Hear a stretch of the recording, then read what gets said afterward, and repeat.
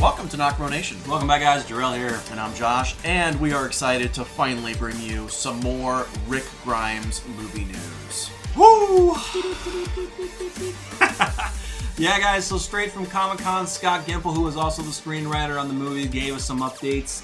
Not too much, but he kind of gave us a really cool thing to think about. So he's kind of how they're wanting to do these movies. And he's mentioned before where they want to bring in new audiences. You don't have to watch The Walking Dead to be able to go into a theater and see the Rick Grimes movie, right? Yeah. So he kind of compared that to Marvel's Logan with Hugh Jackman. That wasn't Marvel's. No?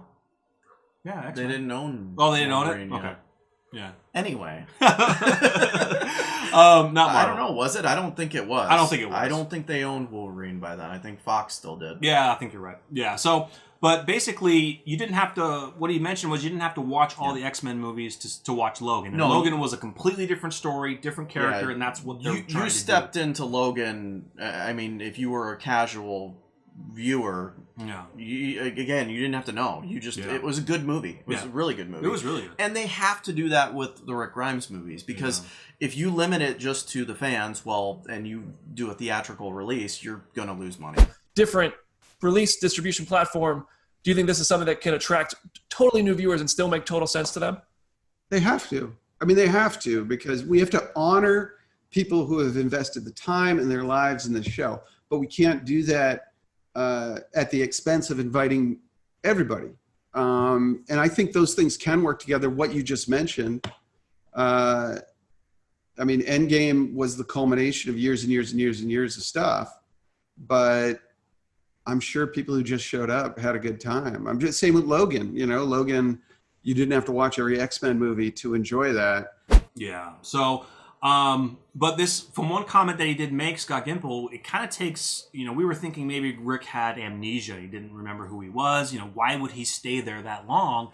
But from what Gimple said, it kind of seems like he has his memory. Rick has a history, and the history will be present within him. And it'll be, a big part of who he is, but it's likely going to be a very different Rick that we see as well. Yeah. New audiences will be like, oh, that's the guy. I want to discover that past history. We who know it so well, it's like, oh crap, that's the thing that's weighing on him from the past. You got to invite both those people, which we try to do with the shows. So it's almost like he obviously does remember who he is and the past experiences that he's had from when we've seen him. I mean, you could still have amnesia, and he's visualizing these past, but he can't do anything makes me sound like he has full memory. And the thing that bothers me about that statement is, let's assume he does have full memory. Mm-hmm. Okay, why is he not making his way back? That's the biggest question. And that tells me that he's being forced to stay where he is, maybe. Yeah. Or maybe he doesn't know where to go.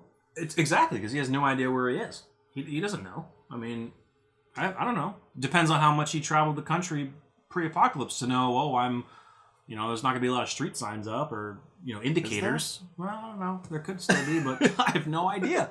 But I mean, that's the thing though. Like, what is CRM going to be doing to hold him captive? Now, we know that Jadis brought him there for a reason, to save his life and to bring... She was supposed to bring them an A, but he's a B. We'll get more details into that too, hopefully. But maybe you have to work your way in order to be set free. I don't know. I have no idea. No idea. But I don't know. I mean, guys, this isn't a definitive, this is our path that we're going with this movie, but it definitely sounds like he is going to be, remembering who he is and what he's done and what he's been through. Yeah. But I don't know. I mean, I'm excited, obviously excited. Yeah. It's Rick Grimes. Yeah. I mean, we just need more details. We know that, Scott Gimple did say they are still working on the script. He says Andrea Lincoln is actually heavily involved in this. Yes. He's itching to get back to work with Rick Grimes. He is so ready for this. Pollyanna McIntosh recently was talking with Talk Dead to Me and Skybound, and she was kind of saying, look, films that I've been attached to for a while, I was told at the beginning of this pandemic, hey, don't worry, we've got the funding, so we're definitely going to do them, but they'll probably happen in, later months. And of course, I knew even then, I was like, they're not going to happen. No. It's just, things change as we go along, So, but these films, the Walking Dead films, I mean, how could you not? They can't just not do them. Right. It's been too much of a work in progress, and it's too exciting to too many people, and especially to Andy. Andy is thrilled, Andy is committed to this character and to finishing this story. So I would be very surprised if they don't happen.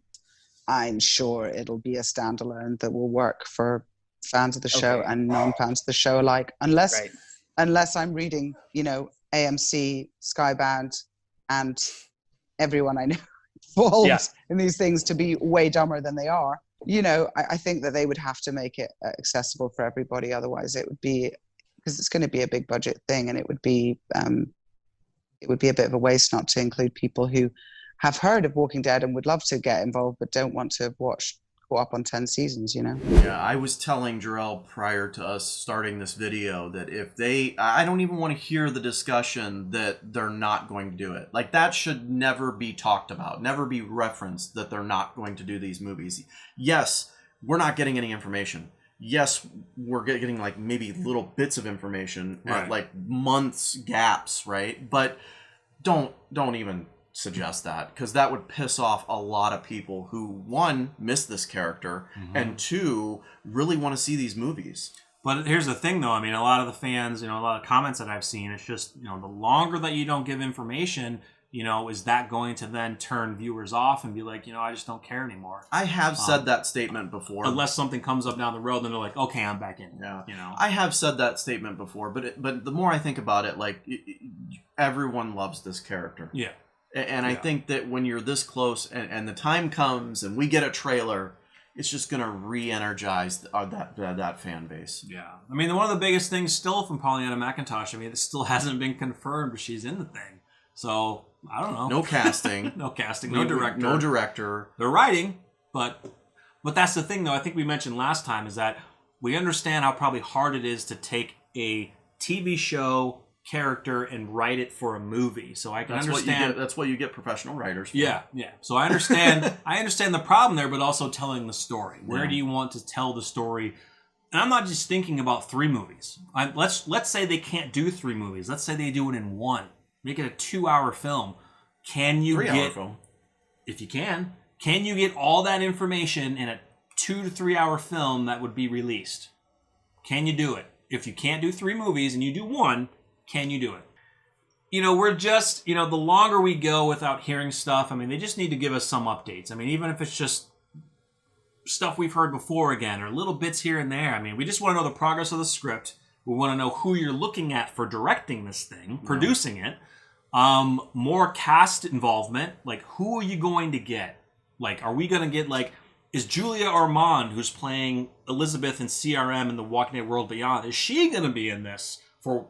You know what I mean? I get a sense that we'll probably find that out after World Beyond. Probably. And I think that we will find out more information from the Scott Gimple and the powers to be after World Beyond. Well, yeah, that's the thing, because timeline, guys. So when Rick was taken, it was before the 6-year time jump. So I would imagine these movies are going to be all of that before the time jump of 6 years, and then maybe by the end they'll time jump up to he's whatever. Been in CRM for over 6 years now. Yeah. And he hasn't made his way back? Yeah. What? Exactly. That's 6 years. So, I mean, they have a lot to work with, but can they do this story? But, I mean, guys, we're super excited. Do you think they're like, man, we shouldn't have done that 6 years time jump? Like, probably not. How are we gonna write this shit? That's probably one of their problems. Is like, man, that's 6 years. But yeah, let us know what you think in the comments, guys. We're super excited for Rick Grimes. We hope we get more details. We'll definitely, if you're new, hit that notification bell and when you subscribe, and stay tuned, because we'll definitely post videos of any news on Rick Grimes that may come out that is validated. Nothing that will be anything unconfirmed. We will always give you guys validated information. So stay tuned. Check back for more. See you guys next time. I'm Jarrell. I'm Josh. We're NocBro Nation. We're out.